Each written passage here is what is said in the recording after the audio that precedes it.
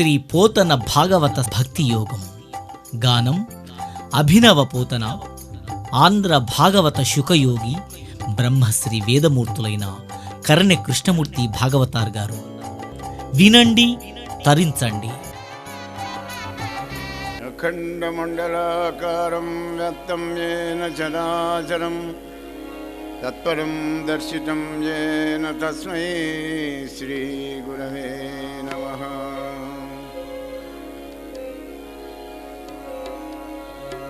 ఓం నమోస్తుతే వ్యాస విశాల బుద్ధే పుల్లారవిందాయ దభత్రనేత్ర ఏన త్వయా భారత తైలపూర్ణ ప్రజ్వాలితో జ్ఞానమయ ప్రదీపః.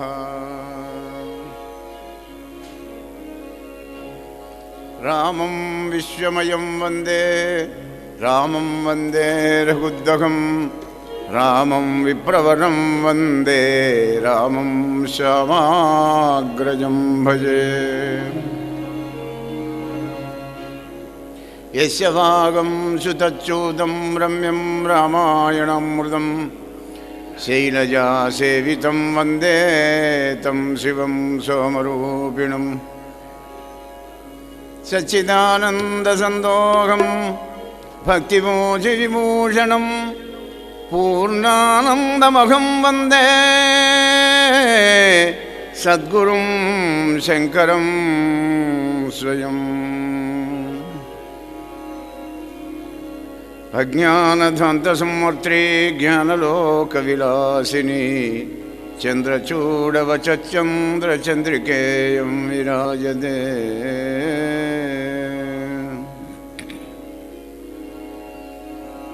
ఓం కృష్ణం కమలపత్రాక్షం పుణ్యశ్రవణకీర్తనం వాసుదేవం జగద్యోనిం నౌమి నారాయణ హరిం.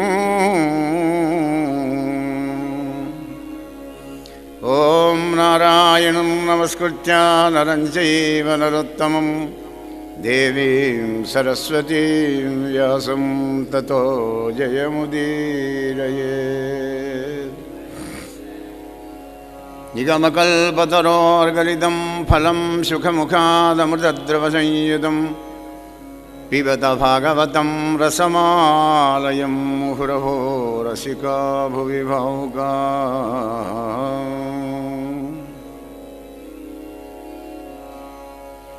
పలికెడిది భాగవతమట పలికించు విముడు రామభద్రుండట. నే పలికిన భవహరమగునట పలికెదవే రెండు గాథ పలుకగనేలా. హరి ఓం శ్రీ గణేశ శారదా గురుభ్యో నమః. శ్రీరామ జయ రామ జయ జయ రామ.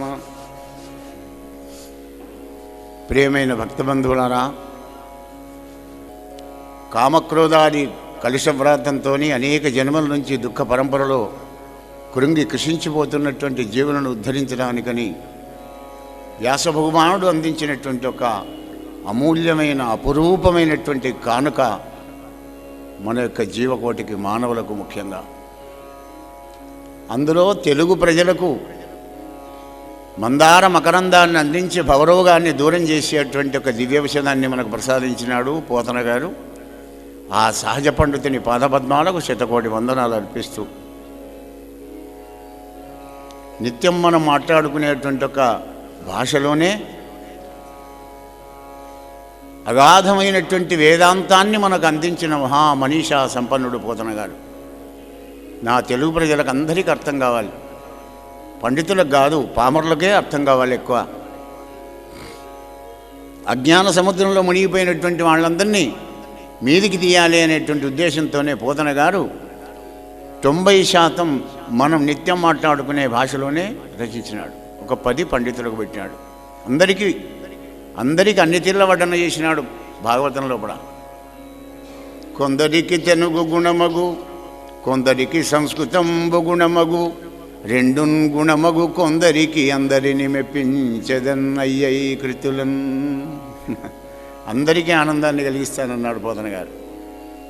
అటువంటి భాగవతాన్ని వినే అనే అవకాశాన్ని ప్రసాదించిన కృతిభర్త అయినటువంటి యొక్క ఆ రామచంద్రునికి చరణాలకు కోడి నమస్కారాలు అర్పిస్తూ గురుదేవుల పాదపద్మాలు ఆశ్రయించి అమ్మ ఒడిలో కూర్చొని అమ్మ సద్దిబువ్వ పెట్టి చెప్పినటువంటి చదువును మీ ముందు ఉంచుతాను. కృతిభర్త అయిన రామచంద్రుని ఒక్కసారి స్మరించి కథలో అడుగు పెడదాం.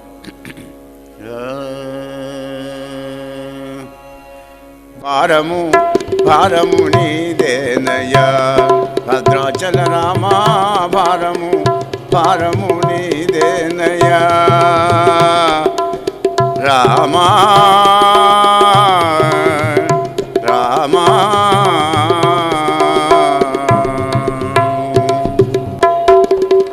శరణగత త్రాణ బిరుదాంకిత రామా రామా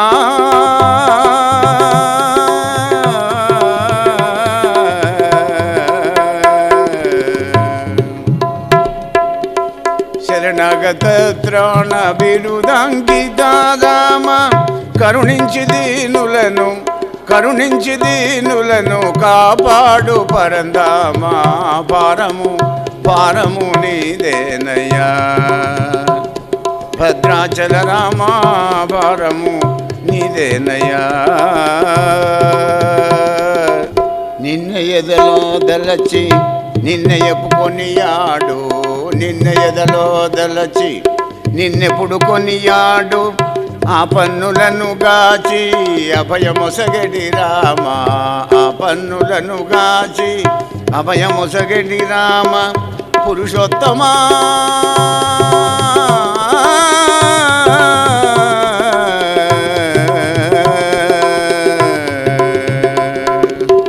భారము భారము నీదేనయ్యా భద్రాచల రామా, భారము భారము నీదేనయ్యా రామా రామా.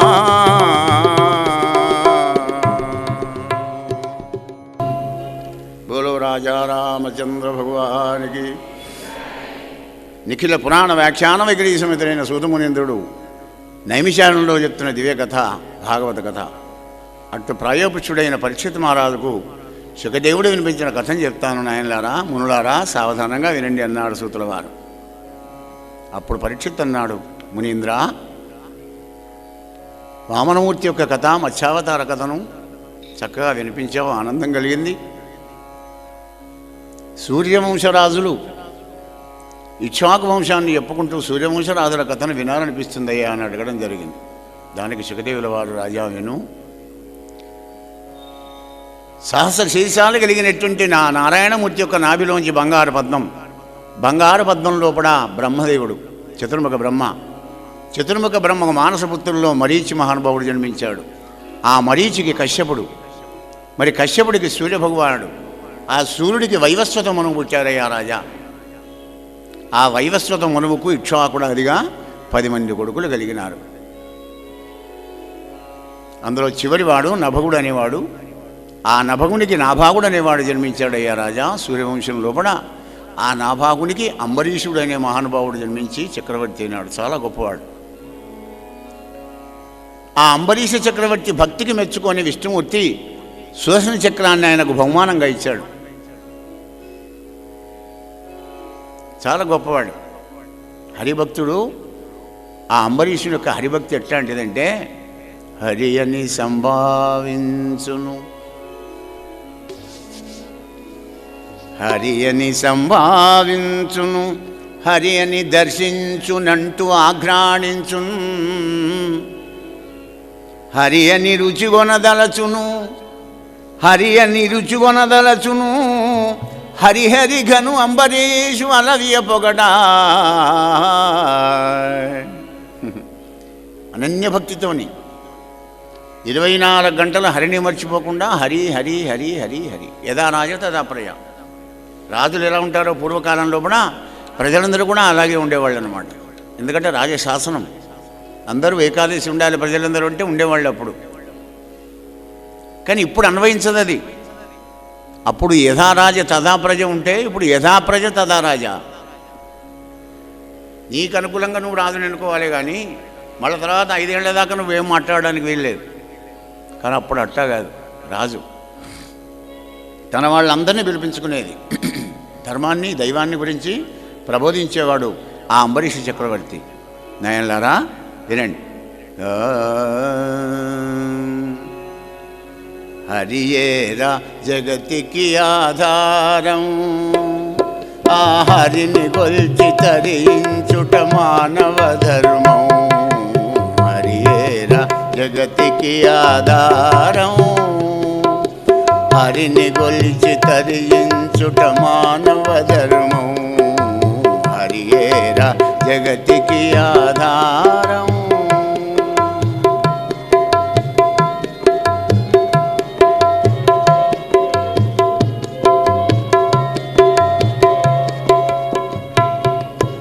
హరి నుండే సకల జీవులు దయించెనురా, హరి అందే సకల ప్రాణి అణగియుండెరా. హరి నుండే సకల జీవులు దయించెనురా, హరి అందే సకల ప్రాణి అణగియుండెరా. హరియే తల్లియు తండ్రియు తోడు నీడరా, హరియే తల్లియు తండ్రియు తోడు నీడరా. ఆ హరిని వేడి కరుణ గోరి హరి హరి అనరా. హరియేరా జగతికి ఆధారం.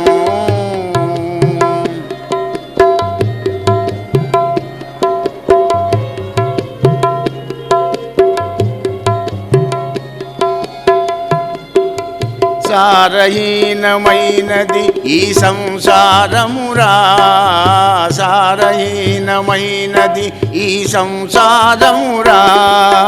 పారాభారము లేని సాగరమురా.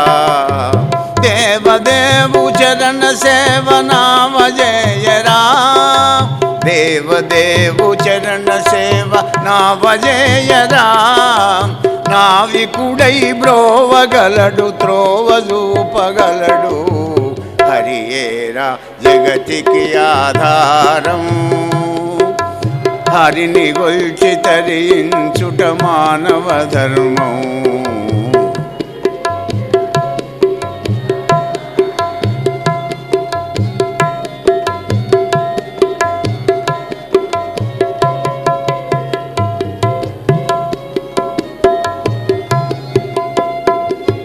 హరిని సారథిగా చేకొని నరుడు గెల్చెరా, హరిని సారథిగా చేకొని నరుడు గెల్చెరా.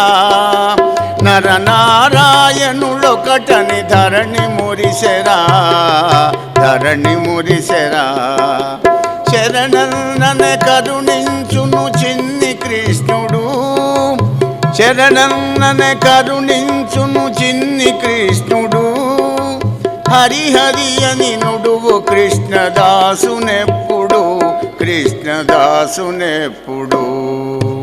హరియేరా జగతికి ఆధారం, ఆ హరిని గొల్చి తరించుట మానవ ధర్మం. హరియేరా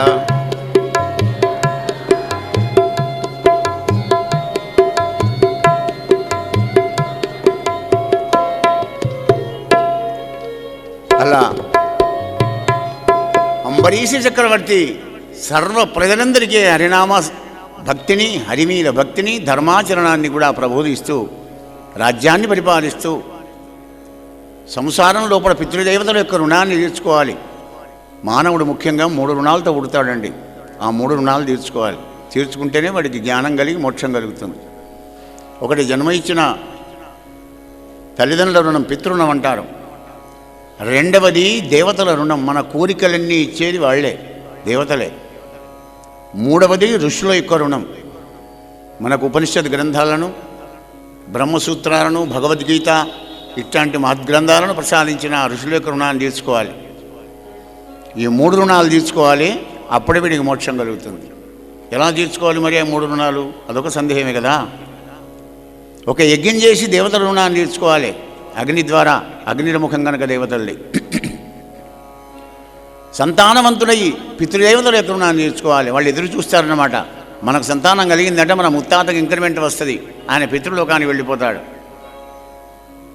ఆ తర్వాత ఋషుల యొక్క రుణాన్ని తీర్చుకోవాలంటే ఋషులు మనకు అందించినటువంటి ఒక దివ్య గ్రంథ పఠనం, స్వాధ్యాయనం అంటారు దాన్ని. నిత్యం మంచి చక్కటి సద్గ్రంథ పఠనం ఎవడైతే చేస్తుంటాడో వాడికి వాక్సిద్ధి కలుగుతుంది. మితభాషంగా ఉండి సద్గ్రంథ పఠనం చేసుకునేటువంటి వాడికి. ఈ విధంగా 3 రుణాలు తీర్చుకున్నాడు అంబరీష చక్రవర్తి. సంతానవంతుడైనాడు, పిల్లలందరినీ ప్రయోజకులను చేశాడు. ఆ తర్వాత అంబరీష చక్రవర్తికి అతనికీయమానే హరులందు కరులందు ధనములందు కేళి వనములందు పుత్రుడందు బంధుమిత్రులయందు పురమునందు అంతిపురమునందు నరేంద్రాగా అతనికీహమానే. ఈహ అంటే ఐహిక సుఖాలు. ఈ దేహానికి సంబంధించిన ఇంద్రియ సుఖాల మీద విరాగం కలిగింది, రాగం నుంచి ఆయనకు. ఒక ఐహిక సుఖాల మీదనే కాదు, ధనం మీద, స్త్రీ వ్యామోహం మీద, బంధువుల మీద, మిత్రుల మీద అన్నీ కూడా దూరం చేసుకున్నాడు అంబరీష చక్రవర్తి. తన నీడ కైవడి ఉన్నటువంటి సహధర్మచారిణి అయిన భార్యతోని ధర్మానికి విరుద్ధం కాకుండా కోరికలన్నీ కూడా అనుభవించి కృతకృత్యుడైనాడు అంబరీషుడు. మరి కొన్నాళ్ళకు ఆయన ద్వాదశి వ్రతం చేయాలి అనేటువంటి ఇచ్చ కలిగింది అంబరీష చక్రవర్తికి. కలిగి కార్తీక మాసం ప్రారంభం చేసినాడు.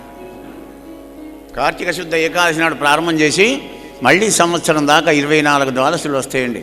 ఏకాదశి నాడు ఉపవాసం ఉండి, ఉపవాసం అంటే చూడండి, ఏం తినకుండా ఉండడం క్షమించరాని నేరం. ఎందుకంటే లోపల ఉన్నది నువ్వు కాదు, ఈ యంత్రాన్ని నడిపించే చక్రవర్తి నువ్వు కాదు, అన్నం నువ్వు కాదు, అన్నాన్ని అరిగించేది నువ్వు కాదు, దాన్ని నెత్తురుగా మార్చేది నువ్వు కాదు, నీ ఆరోగ్యం అనారోగ్యం చేసేది అంతా కూడా ఆ పరమాత్ముడే ఉన్నాడు.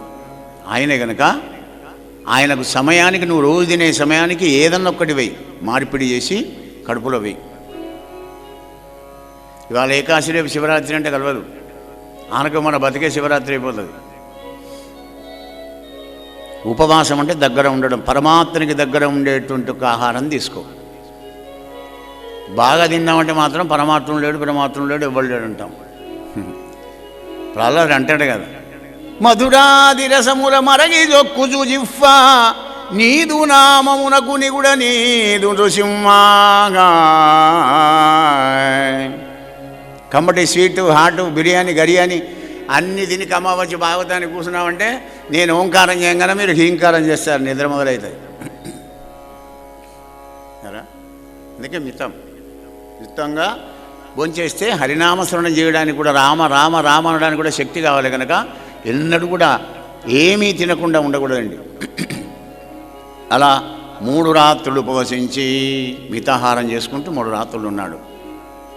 వ్రతాంతంబున కార్తీక మాసంబున 3 రాత్రులు ఉపవసించి కాళిందీ జనంబుల సుస్నాతుండై మధువనంబున మహాభిషేక విధానంబున విహిత పరికర సంపన్నుడై హరిభజనంబు చేసి అభిషేకంబు చేసి మనోహరంబులైన గంధాక్షతంబులను సమర్పించి అభినవామోదంబులైన పుష్పంబులం పూజించి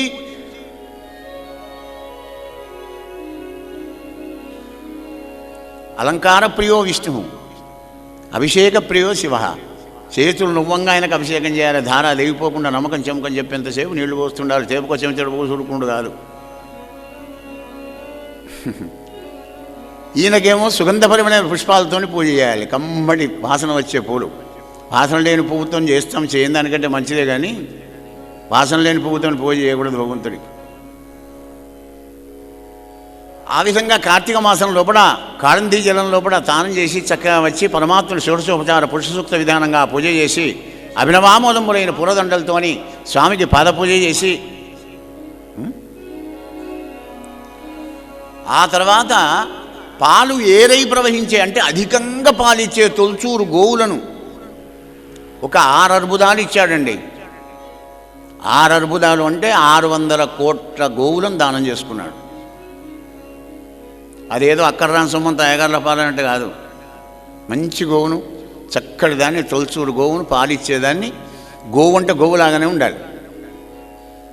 అటువంటి గోవులను 6 అర్బుదాలు దానం చేసుకున్నాడు. మరి అన్నదానం అన్న సంతర్పణ చేయాలి కదా. అందరి భూసులోత్తములందరికీ వార్తలు చెప్పంపినాడు. అఖిల దేశ అందరూ కూడా రావు చెప్పినాడని భోజనాలకు వచ్చినాడు. భోజన ప్రియ బ్రాహ్మణో భోజన ప్రియ కదా, కమ్మడి భోజనం పెడితే ఆనందపడతాడు బ్రాహ్మణుడు కనుక అందరూ వచ్చారు. అదే సమయానికి అంబరీషుని యొక్క భాగ్యమాన్యట్టు వచ్చాడు ఒక మహానుభావుడు. ఎవరైనా భాసుడ నిగమపదోపన్యాసుడు.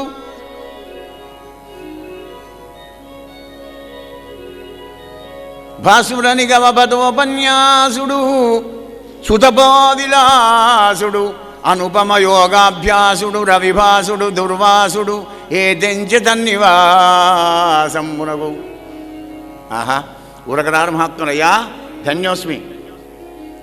భోజనానికి మాత్రం రండి, ద్వాదశి పోకముందు అంటే, నాయన అంబరీష తప్పకుండా వస్తాను నాయన, యమునా నదికి వెళ్ళి స్నానం చేసి ఈ భోజనానికి వస్తాను, అనుష్ఠానం చేసుకొని అన్నాడు. మహానుభావుడు వెళ్ళాడు. ఇక ద్వాదశి 3 గడియలే ఉంది. అంబరీష్ చక్రవర్తి పాపం ధర్మం తెలిసిన మహానుభావుడు విప్రుల దగ్గరికి వచ్చాడు. బ్రాహ్మణోత్తములారా, మరి ఇప్పుడు ద్వాదశి పాలన చేయాలి, నేను మునీంద్రుడు రాలేదు, బ్రాహ్మణురాన్ని మనం భోజనం చేయడం ఎలా, నన్ను ఏం చేయమంటారు, ఆపద్ధర్మం అని చెప్పండి అనగానే అప్పుడు బ్రాహ్మణోత్తముడు విచారం చేసి, రాజా తిన్నట్టు కాదు తిననట్టు కాదయ్యా, పరమాత్ముని యొక్క పాదతీర్థం తీసుకోమని పెట్టారు. అప్పుడు బ్రాహ్మణోత్తముడు ఎప్పుడు వస్తే అప్పుడే భోంచేద్దామని బ్రాహ్మణేంద్రుడు ఆగారు. ఈయన తీర్థం తీసుకున్నాడు. దుర్వాస మునీంద్రుడు వచ్చాడు. గడగడ వణుకుతున్నారు అందరూ బ్రాహ్మలంతా. భూసులారా, అయ్యా ద్వాదశి పోయిందా, ఇంకా 2 గడియలు ఉన్నది మహానుభావ, మరి 2 గడియలు ద్వాదశి ఉండగా మీరు తీర్థం వీడికి ఎలా పెట్టాడు, వీడు ఎలా తీసుకున్నాడు, ఇదేనా పద్ధతి? బ్రాహ్మణి భోజనానికి రమ్మని, బ్రాహ్మణుడు రాకపోతే భోజనం చేస్తావా? సాలగ్రామ తీర్థం తీసుకుంటే భోజనం చేసినట్టే, నాకు తెలియదు ఆ విషయం. కోపానికి వచ్చాడు. పటపట పనులు కొరికినాడు దుర్వాసముని ఇంద్రుడు. కుడువరమ్మని మునుముట్ట కుడిచినాడు, ధర్మభంగంబు చేసి దుష్కర్ముడయ్యే, అయినా ఇప్పుడు చూచదాన్ని దిశరా, నేను కోపింపమాన్పు వాడెవ్వడనుచు పటపట పండ్లు కొరికి జటాజూటంబును ధరపై నుంచి. నేను కోపానికి వస్తే నన్ను ఎవడో నాకు ఎదురు చూద్దామని చెప్పి పటపట పండ్లు కొరికి జటాజూటం తీసి భూమి కొడితే తాడి చెట్టు అంత రాక్షసి కృత్యం పుట్టింది. అంబరీషుడు చంపారే వీని భక్తి అట భక్తి అనగానే పూజా మందిరంలోంచి వచ్చిందండి 1000 అంచులు కలిగిన సుదర్శన చక్రం. పరిత్రాణాయ సాధూనాం వినాశాచ దుష్కృతాం. చక్రం పని అదే కదా. వచ్చి కృత్యం చంపి అయ్యగారు వెంబడి పడ్డది. ఆహా, పరుగో పరుగు అయ్యగారు ముందర పోతున్నాడు, వెనకాల సుదర్శన చక్రం బయలుదేరి వెళ్తున్నది. ఎక్కడి పోతే అక్కడికి పోయింది. ఏ లోకానికి పోయినా వెంబడి సుదర్శన చక్రమే. బ్రహ్మలోకం పోయినాడే వాణీశ్వరా పద్మసంభవా చక్రానల జ్వాలలంగావవే. నాయనా, నేను ఇంతవరకు శ్రీహరి యొక్క ఆయుధాన్ని నాకు 51 ఏళ్ళు వచ్చింది కానీ నేను ఎప్పుడు ఎదుర్కోలేదురా బాబు, నా వల్ల కాదన్నాడు బ్రహ్మ. అక్కడి బయలుదేరి కైలాసం వెళ్ళాడు. శంకరా జనకా మృత్యుంజయ పాపనాశా భవా శివ కావవే చక్రానల జ్వాలలన్. కుమారా అంబరీష, నాయన దుర్వాస, అంబరీషుని దగ్గరికి కాదు నాయన, నారాయణమూర్తి దగ్గరికి వెళ్ళు. నేనే ఆయన, ఆయనే నేను. నాకెలా శరణాగతి అయినావో నారాయణమూర్తి కూడా అలాగే శరణాగతి కమ్మన్నాడు. వైకుంఠం వచ్చాడు. లక్ష్మీదేవితో సరసాలాడుతున్న నారాయణమూర్తిని చూసి ఆయన పాదపద్మాలకు నమస్కారం చేశాడు. మునీంద్ర, లేవా, నువ్వు అభయం ఇచ్చేదాకా నేను లేవను. హే శ్రీహరి, నీ మహిమానవంబు తుది నిక్కముగా ఎరుంగలేక, నీ ప్రేమకు వచ్చుతాసునకు క్రించు ధనంబున కీడు చేసితి. మాధవా మాధవా మన్నించినం కడ తెర్చుమా. ఏ నారాయణ, నీ మెచ్చుకు వచ్చే నీ దాసుణ్ణి, నీ భక్తుణ్ణి అవమానపరిచాను. ఈ చక్రంతో నేను చావకుండా నన్ను కాపాడవయ్యా. లే మునీంద్ర, ఏం కాదులే, లేదు అభయం ఇస్తే లేస్తానన్నాడు. నువ్వు లేస్తే నేను చెప్తానన్నాడు. అప్పుడు విష్ణుమూర్తి అన్నాడు కదా, హే తపస, చలమున బుద్ధిమంతులగు సాధులు, చలమున బుద్ధిమంతులగు సాధులు, నా హృదయంబులీల కొనిపోవుచుందురు, అకిల్బిష భక్తిలతాచయంబులన్ నిలువగబట్టి కట్టుదురు. మద కుంభికైవడిన్ వలలకు జిక్కినేను, భక్తజన వత్సలదన్ చనుచుందు తాపస.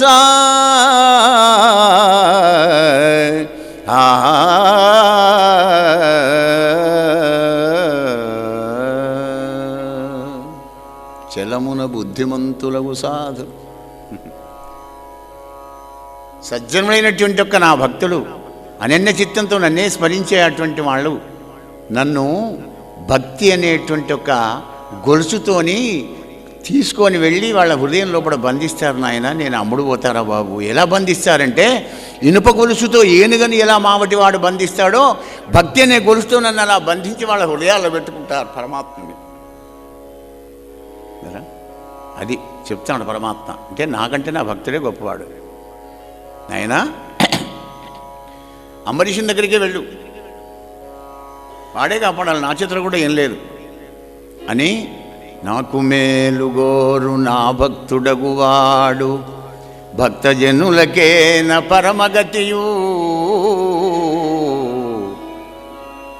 భక్తుడెందుజనినా పరచెంతు వెను వెంట, గోవు వెంటదగులు కోడె భంగి మునీంద్రా. నాకు మేలుగోరు నా భక్తుడగువాడు, భక్తజనులకేన పరమగతియు. గోవు వెంట కోడె తగిలినట్టుగా వాడిని వెనకాలే ఉంటాను నేను అన్నాడు. ఎప్పుడు పరమాత్మని దృష్టిలో పెట్టుకొని సర్వభూతస్థమాత్మానం సర్వభూతాని చాత్మని ఈక్షతే యోగయుక్తాత్మ సర్వత్ర సమదర్శిన. అంతటా భగవంతుడే ఉన్నాడు అనుకునేవాడే చిరునవ్వుతోనే ఎప్పుడు ఉంటాడు, హాయిగా నిర్రందిగా, ఏ టెన్షన్ లేకుండా ఆ టెన్షన్లో హాయిగా ఆనందంగా ఉంటాడు. అగో వాడి దగ్గరికి పో, ఎందుకంటే సాధుల హృదయం నాది. వెళ్ళమన్నాడు. మళ్ళా భూలోకం వచ్చాడు. అంబరీషునికి పాద నమస్కారం చేస్తామంటే, అయ్యో మహానుభావ భూసురోత్తమలిమ్మని భుజాలు బట్టి లేపి, ఏం బాధపడకు శ్రీహరి కరుణామయుడు తప్పకుండా కాపాడతాడయ్యా అని ఆ సుదర్శన చక్రానికి నమస్కారం చేశాడు. ఎవరు? అంబరీష్ చక్రవర్తి. నమస్కరించి, హే సుదర్శనమా, విహిత ధర్మమందు నేను విహరించునేని, ఇష్టమైన ద్రవ్యము బ్రాహ్మణునకిత్తునేని, ధరణిసురుడు మాకు దైవదంబగునేని, విప్రునకిప్పుడు శుభంబు వెలయుగాక. నేను ధర్మ మార్గంలో జీవించి బ్రాహ్మణ్ణి భగవంతుల్లాగా పూజించేవాడిని అయితే ఇప్పుడు ఈ బ్రాహ్మడికి శుభం జరుగుగాక అనగానే లోపలికి వెళ్ళిపోయింది. మళ్ళీ పూజా మందిరంలోకి వెళ్ళిపోయింది ఆ యొక్క సుదర్శన చక్రం. అమ్మయ్యా బతికించావు నాయన అంబరీష, అపకారికి ఉపకారం చేసినటువంటి ఘనత నీకే దక్కింది నాయన అని అంబరీషుని నెపంగా పెట్టుకొని దుర్వాస మునీంద్రుడు మనకొక దివ్య సందేశాన్ని ఇస్తున్నాడయ్యా. పరీక్ష మహారాజా విను. ఒక మాటెవ్వని పేరు కర్ణముల వయ్యారమై సోకినన్,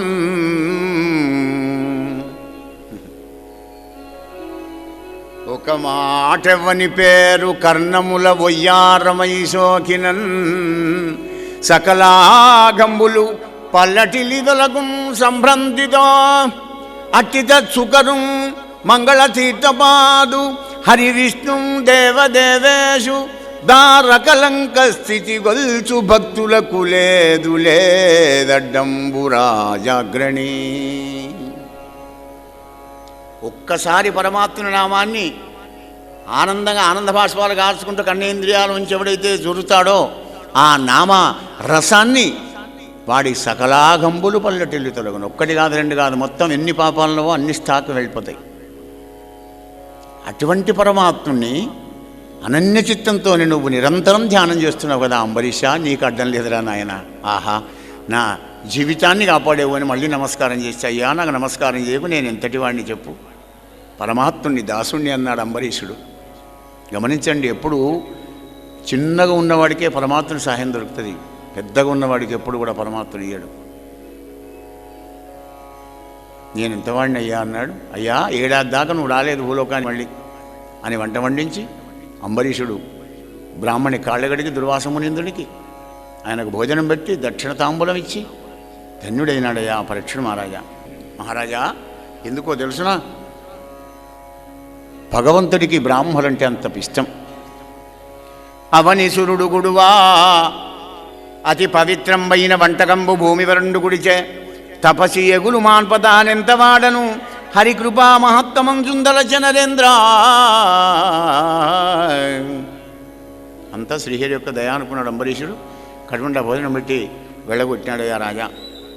హరిని కొలిచేటువంటి వారికి, హరిని దలిచేటువంటి వారికి, హరిని పూజించే వారికి, హరిని ధ్యానించే వారికి, హరిని వరించి తరించిపోయే వారికి అడ్డమే ఉంటుందయ్యా పరీక్ష నరేంద్ర. మహారాజా ఈ అంబరీషు చరితము, అంబరీషస్య చరితం ఏ శృణ్వంతి మహాత్మనః ముక్తిం ప్రయాంతి తే సర్వే భక్త్యా విష్ణో ప్రసాదతః. విష్ణుమూర్తి యొక్క కృప కలిగి ఈ అంబరీషోపాఖ్యానం విన్న వాళ్ళంతా వైకుంఠంలో మోదాన్ని పొందుతారయ్యా పరీక్ష నరేంద్ర. మహారాజా మరి ఈ యొక్క అంబరీషుని వంశం లోపలనే అనేక మంది సూర్యవంశరాజులందరూ కూడా అదేనారు. అందులోనే సగరుడు అనేవాడు పుట్టి పెద్ద చక్రవర్తి అయినాడయ్యా రాజా. ఆ సగర చక్రవర్తికి 2 భార్యలకు 2 కొడుకులు కూడా. అసమంజసుడు, ఇంకో భార్యకేమో ఆమె వరం కోరుకుందో మునీంద్రుడు వస్తే 2 భార్యలను అడిగాడు ఆ మునీంద్రుడు, అమ్మ నీకు ఎంతమంది సంతానం అంటే నాకు ఒక్కడి దారు బుద్ధిమంతుడు అన్నది ఆమె. రెండో అన్నది కదా దురాశతోనే, అయ్యా నాకు 60,000 మంది కావాలి అని కోరుకున్నాడు. తదాస్తు అన్నాడు ఆ మునీంద్రుడు, వెళ్ళిపోయినాడు. ఆ కాస్త తర్వాత గర్భాన్ని ధరించారు. సగరుని రెండో భార్యకేమో పెద్ద ఇంత మాంసం మూత పుట్టింది. మగపిల్లవాడేమో మొదటి భార్యకు పుట్టినాడు. వాని పేరు అసమంజసుడు అని నామకరణం చేశారు. ఇక ఈ మాంసం ముద్ద ఉంది కదా, దీన్ని 60,000గా చటాకు వేసి కుండలలో పెట్టి మూతలు పెట్టి ఆడ వశిష్ఠుల వారు చెప్పి 9 నెలల దాకా దీన్ని నిలవకండి అన్నాడు. పెద్ద పెద్ద కుండలు, కుంభాలు. 9 మాసాలు కాగానే దాన్ని ఓపెన్ చేయగానే ఇంకేముంది, పురుగులు పుట్టినట్టే పుట్టారు 60,000 మంది కుండల్లోంచి. వాళ్ళకు పేర్లు పెట్టలేదండి, సగర పుత్రులు అన్నాడు అంతే. ఒకనాడు అశ్వమేధ యాగం చేస్తుంటే ఈ సగరపుత్రులందరూ నా తండ్రి చెప్పిన, నాయన అశ్వాన్ని తీసుకురండి, అశ్వమేధ యాగం చేయాలి, సంవత్సరం అయిపోయింది కదా అంటే ఆ అశ్వాన్ని వెతకడానికి వెళ్ళి భూలోకంలో ఎక్కడ కనబడకపోతే భూమిని దవ్వి పాతాళలోకి వెళ్ళారు. వెళ్ళేవరకు అక్కడ గుర్రం వేస్తున్నది. కపిల భగవానుడేమో తపస్సు చేస్తూ ధ్యానంలో ఉన్నాడు.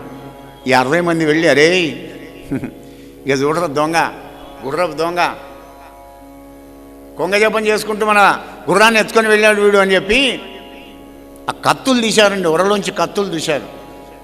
ఆ చప్పుడుకు మహానుభావుడు లేచి కళ్ళు తెరిచాడు కపిలదేవుడు. 60,000 మంది భస్మయ్యి కింద పడ్డారు. ఆ తర్వాత కొడుకులు ఇంకా రాలేదని చెప్పి మనవుడు ఉన్నాడు, అంశుమంతుడు అనేవాడు, అసమంజసుడు కొడుకు. అసమంజసుడు క్రూరుడైతే వాడిని ఊరి బహిష్కరణ చేశారు. వాడి కొడుకు అంశమంతుడు ఉంటే మనవడిని దొలిచాడు, ఆయన నువ్వు వాళ్ళని. నేరుగా భూలోకం తిరిగి పాతాళం వచ్చే వరకు బూడిది కుప్ప ఉంది, గుర్రం వేస్తున్నది, కపిల భగవానుడు తపస్సు చేస్తున్నాడు. పోయి నమస్కారం చేశాడు అంశమంతుడు, అలాగే నిలబడ్డాడు. కాసేపు కాగానే కపిల భగవానుడు కనులు తెరిచినాడు. ఈ అంశమంతుడిని చూసి, గుర్రము కొనిపో బుద్ధుల కుర్రడా,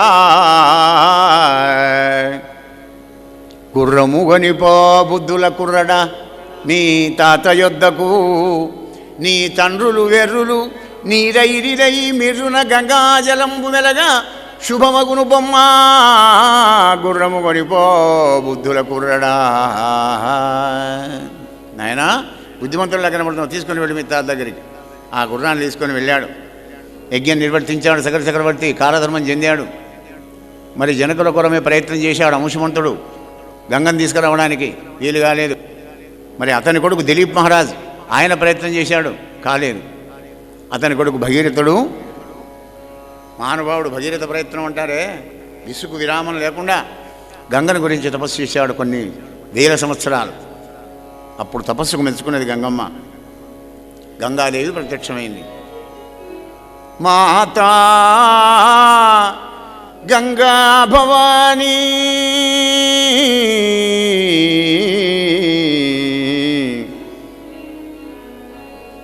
చెల్లన్మది నిన్ను భజింతు గంగన్ పులంతరంగన్ బహుపుణ్య సంగన్ కల్లోల లక్ష్మీ జితకాశమల్లిన్ తల్లిన్ సుధీ కల్పలతామ తల్లిన్ చెల్లన్మది నిన్ను భజింతు గంగన్. మాతా, నీ పవిత్ర జలాలు పాతాళలోకంలో ఉన్న మా తాతల యొక్క ఆ విభూతి మీద పడితే, బూడిద మీద పడితే మా వాళ్లకు పుణ్యలోకాలు దొరుకుతాయి తల్లి అంటే. నాయనా భగీరథ, నేను వస్తే భూలోకంలో ఉన్నటువంటి ఒక జీవకోటంతా మరణిస్తే నా వేగాన్ని తట్టుకునే వాళ్ళు ఎవరు లేరు కనుక మహాదేవుడైన శంకర భగవాన్ని ప్రార్థించు, ఆయన ఒప్పుకుంటే ఆయన జటాజుడంలోకి వచ్చి ఓ పాయగా నీ వెంబడి వస్తాను ఆయన అన్నది. నేరుగా వస్తే నా వేగాన్ని తట్టుకోలేరు, భూలోకంలో జీవకోటంతా మరణిస్తుంది అని చెప్పగానే అప్పుడు ఆ యొక్క మహానుభావుడైన భగీరథుడు శంకర భగవాన్ని గురించి తపస్సు చేసినాడు.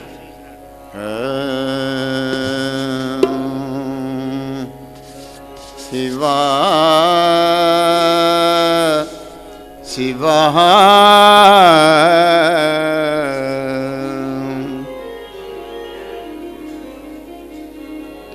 పార్వతీ హృదయేశవో పాపనాశ పార్వతీ హృదయేశవో పాపనాశ మా మొరవిని దయభూని వరమీయలేవా ఓ మహదేవా. పార్వతీ హృదయేశవో పాపనాశ మా మొరవిని దయభూని వరమీయలేవా ఓ మహదేవా. కోరి పాపాలు కోకొల్లలుగా చేసితి కామక్రోధాలే కైవల్యమనుకొంటిని. కోరి పాపాలు కోకొల్లలుగా చేసితి కామక్రోధాలే కైవల్యమనుకొంటిని. మందమతినైతిని ముందుగననైతిని ఇందు మౌళిని చరణాల ముందుంటిని. పార్వతీ హృదయేశవో పాపనాశ మా మురవిని దయభూని వరమీయరావా ఓ మహదేవా. ఏది అడిగినను లేదనని ఆదిదేవుడా, ఏది అడిగినను లేదనని ఆదిదేవుడా. భేదభావాలు లేనట్టి భోళనాథుడా. కోరుకొను మందువా కోటిలింగేశ్వర, కోరుకొను మందువా కోటిలింగేశ్వర. నీ అడుగుల కడ నన్ను బడనీయుమా. పార్వతీ హృదయేశవో పాపనాశ మా మొరవిని దయభూని వరమీయరావా ఓ మహదేవా ఓ మహదేవా. నాయనా భగీరథ, ఏమిటి నాయన నీ కోరిక చెప్పుకున్నాడు పరమశివుడు. శివా, గంగాభవాన్ని జటాజుడంలో ధరించాలి అనగానే సరే అని అన్నాడు. ఆ జటాజుడంలోంచి భగీరథుని రథం వెనకాల వచ్చి పాతాళలోకంలో ఉన్నటువంటి ఒక ఆ సగరపుత్రులకు భస్మరాసుల మీద వారి వాళ్ళందరికీ కూడా స్వర్గప్రసాదాలు ప్రసాదించాడయ్యా పరీక్షను మహారాజా. ఆ విధంగా ఆ భగీరథుని యొక్క వంశంలో పుణ్యే సుదాసుడు అనేటువంటి వాడు పుట్టాడు. ఆ సుదాసునికే నారీకవచుడు మూలకుడు అనే పేర్లతోనే ఒకడు మహానుభావుడు జన్మించాడు. ఆ మూలకునకు విశ్వసవుడు పుట్టాడయ్యా. ఆ విశ్వసవునకు కట్వాంగుడు పుట్టి చక్రవర్తి అయినాడు. హే మహారాజా, ఈ కట్వాంగ చక్రవర్తే 2 గడియల్లో మోక్షానికి పోయినాడయ్యా. రాజా, నీకు 7 రోజుల సమయం ఉంది కదా, నువ్వు మోక్షానికి పోలేవా? మోక్షం అంటే ఏమిటి? ఎక్కడికి పోయి తెచ్చుకునేది కాదు, మనం పోయేది కాదు. ఎప్పుడు నీకు సంపూర్ణ జ్ఞానోదయం అవుతుందో అదే మోక్షం. మరి ఈ ఖట్వాంగ చక్రవర్తి దేవేంద్రుడు ఉత్తరం రాసి వాయుదేవునితో పంపిస్తే దేవతలకు సహాయం చేయడానికని దానవులతో యుద్ధం చేసి దేవతల బాధను దూరం చేసినాడు. అప్పుడు దేవతలంతా కలిసి ఖట్వాంగ చక్రవర్తి ఏం కావాలో కోరుకోవాలి అంటే నాకు మోక్షం కావాలని. మోక్షం మేము ఇవ్వం, ఇంకేదన్నా కోరుకో, మోక్షం నారాయణమూర్తి ఇవ్వాలి. అలాగా అయితే నా ఆయు ప్రమాణం ఎంత ఉందో చెప్పండి అన్నాడు. అయ్యా 3 గడియలు ఉన్నది అన్నాడు.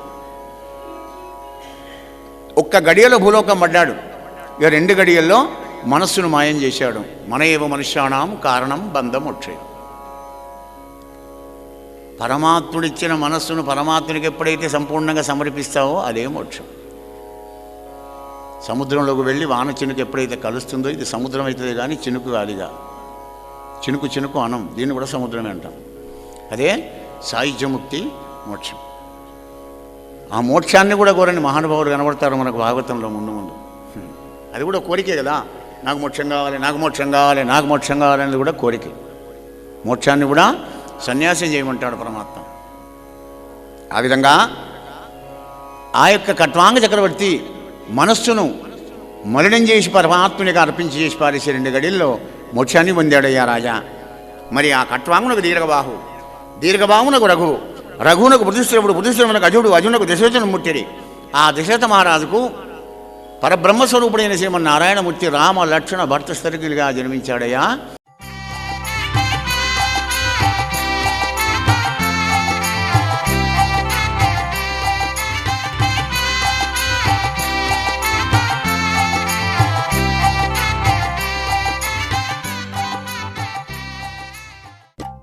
శ్రీ పోతన భాగవత భక్తి యోగం.